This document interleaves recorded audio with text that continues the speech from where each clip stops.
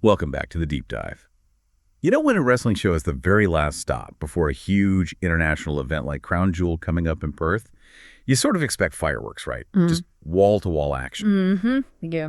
But digging into the sources for this past WWE SmackDown, number 1367 from Cincinnati, we found something, well, a bit more subtle, actually.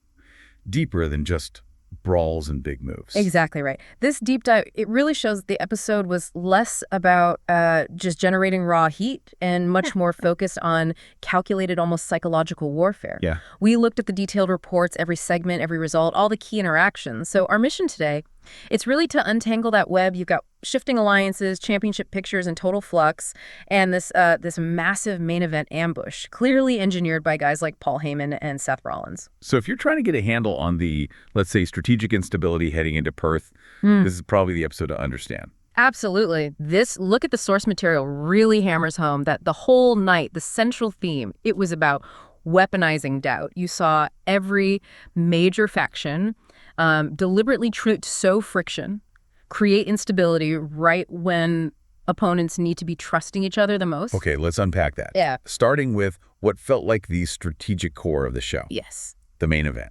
You had Cody Rhodes and Randy Orton, big names, maybe a new team but still huge, facing Paul Heyman's vision, Bron Breakker and Bronson Reed. Right.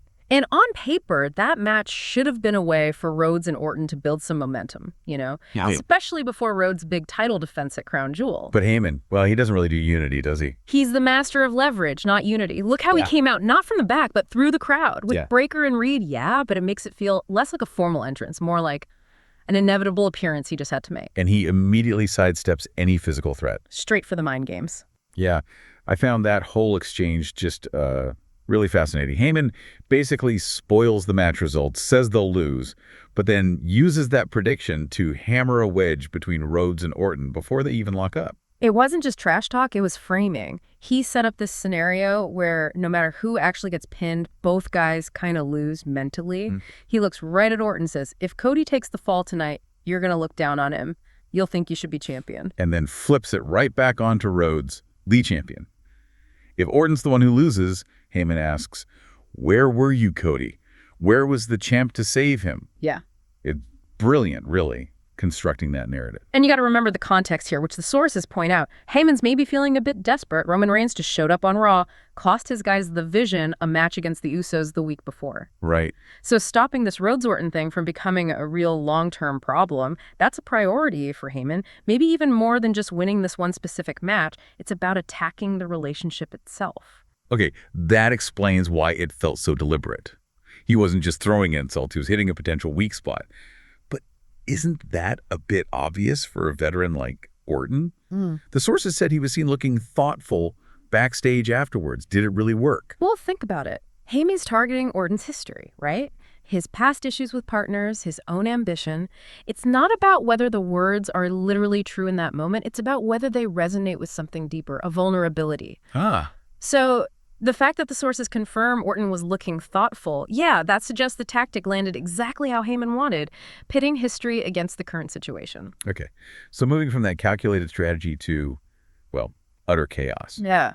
Let's talk about the U.S. title picture. That whole thing just exploded, didn't it? Starting with Carmelo Hayes and The Miz just splitting up. Yeah, abruptly. Hayes basically said Miz was in the way, called him useless weight. And he made a point of saying he usually attacks first and talks later, telling you how done he was with that partnership, ready to go it alone, be in his best form. And Miz clearly didn't take that well. Not at all.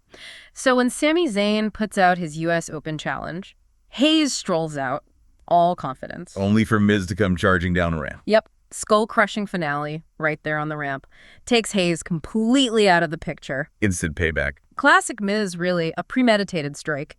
He didn't need the title shot himself. He just needed to make sure Hayes didn't get it either. But then, amid all that, the trainer's checking on Hayes. Aleister Black just appears. Walks right past the mess, grabs the mic, accepts the challenge. Impeccable timing.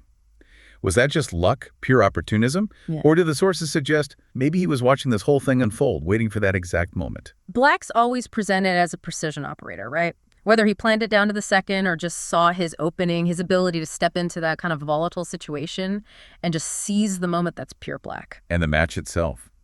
Zayn versus Black. It was good, really good. Over 15 minutes, competitive, lots of very close near falls. Ser nappe ippen versus, as one source put it. But then, Damian Priest makes his move. And again, from the audience, another ambush from an unexpected angle. Right. He causes the distraction. Which lets Zayn hit the Blue Thunder Bomb for the win. But here's the key thing.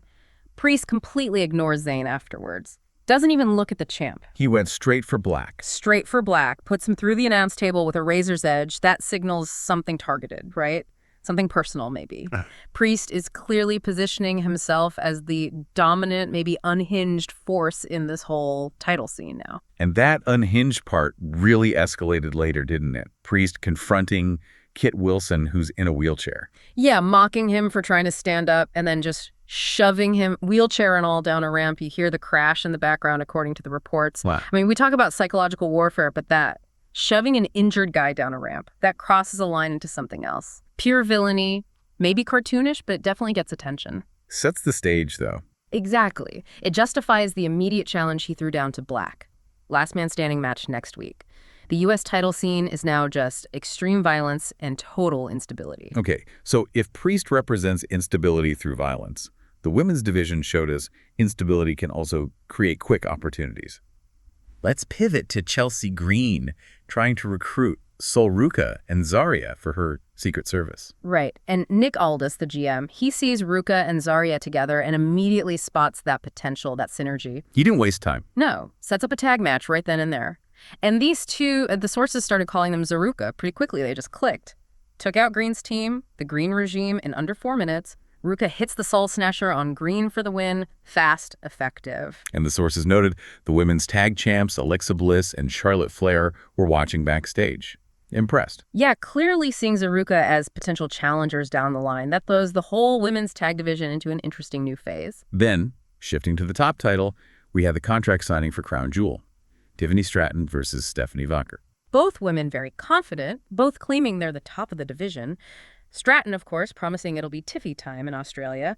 Standard stuff for a contract signing, mostly. But the twist came after the signing. Julia and Kiana James showing up. Yes. And James immediately tries to drive a wedge there, too. Tells Vaquer she should ditch Stratton, join her leadership, or end up destroyed like she plans to do to Stratton. Another attempt to fracture an alliance, or in this case, maybe prevent one from even forming temporarily? Exactly. But watch the reaction. Stratton and Vaquer, who were literally about to fight each other for the title, they instantly team up. No hesitation. They clear the ring of Julia and Jules together. Identifying the common immediate enemy. Right. Which shows a kind of temporary strategic alignment. But think about what that means heading into Crown Jewel. It's actually a huge vulnerability, isn't it? How so? Because now you have two rivals who know they can work together if needed. But neither one can possibly trust the other when that bell rings for their championship match. It adds another layer of tension. That's a great point. Okay, before we circle back to how the main event finished, let's quickly touch on some other things bubbling up. Yeah, there was some strong hype building elsewhere. Jacob Fatu had this really aggressive video promo. Said he's on the gas pedal and knows no break. Clearly referencing his clash with Drew McIntyre. He's being positioned as just pure destruction. And Solo Sikoa had a very cryptic message. Yeah. Said he loves his MFTs, specifically mentioning Tala Tonga, but feels like something is missing. That kind of line, that feeling of incompletion, that's always fuel for future stories. Definitely. And amidst all this drama, we also had some pure wrestling action. Javon Evans and Rey Fenix beat Los Garza. Yeah, Angel and Berto, high-flying match, got the "this is awesome" chants. Just shows how deep the tag division is right now. Well, lots of hungry teams ready to make noise. Okay, so all those pieces are moving. Let's bring it back to the main event finish. Rhodes and Orton versus The Vision. Over 15 minutes long. Right, and Heyman was out there the whole time, playing his mind games, running distractions. Eventually, Bron Breakker managed to take Cody Rhodes completely out of the equation, speared him right through the timekeeper's barricade. Rhodes was done. Neutralized. Yeah. Which left Orton alone. And the door wide open for that final, perfectly timed ambush. Seth Freakin Rollins appears out of nowhere. Hits Orton with the stomp. Which lets Bronson Reed climb up, hit the tsunami splash, and get the pin on Orton. A perfectly executed trap. The loss goes against Orton, just like Heyman predicted psychologically. The champion, Cody, was taken out. Couldn't help. And then Rollins basically waves off Breakker and Reed, like, okay, my part's done, Rhodes is mine now. But here's where the show's ending provides a little counter-narrative. Rollins clearly won the strategic battle, right? He ensured Rhodes' team lost. But Rhodes himself, he doesn't end the show defeated. No, he recovers. Rollins goes for another stomp, this time on Rhodes, but Cody counters, hits the crossroads. Rollins has to bail out of the ring. And the show fades with Rhodes standing tall, celebrating with the fans.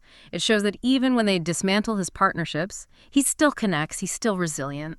So pulling all this together, this whole night of strategy, chaos, mind games. Yeah. What's the main thing you want people to grasp heading into Crown Jewel? I think the core takeaway is just disruption.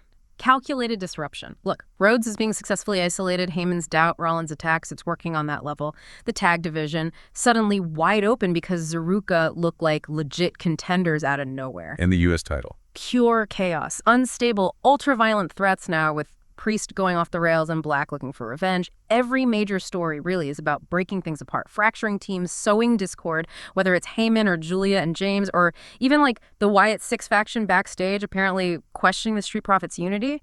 It's all about division. So it wasn't really about clean wins this week. It was more about that psychological edge, exposing weaknesses before the big event. Precisely. They are strategically setting the stage for things to break down spectacularly in Perth. Betrayals, collapses. It feels inevitable. Which leaves us with maybe one final thought for you, the listener, to chew on. Given how well Heyman and Rollins used that mix, internal doubt, external interference, to take apart Rhodes and Orton, what existing alliance in WWE right now feels the most fragile heading into Crown Jewel? Who do you think might be the next one to snap under all this pressure? That's a really interesting question to ponder, especially with the stakes so high across the board in Perth. Definitely something to keep in mind. And hey, as always, if you enjoyed this deep dive, maybe learned something interesting from the sources we covered, please do show us some support. Like, subscribe, follow. It all helps. We'll be back soon with another breakdown.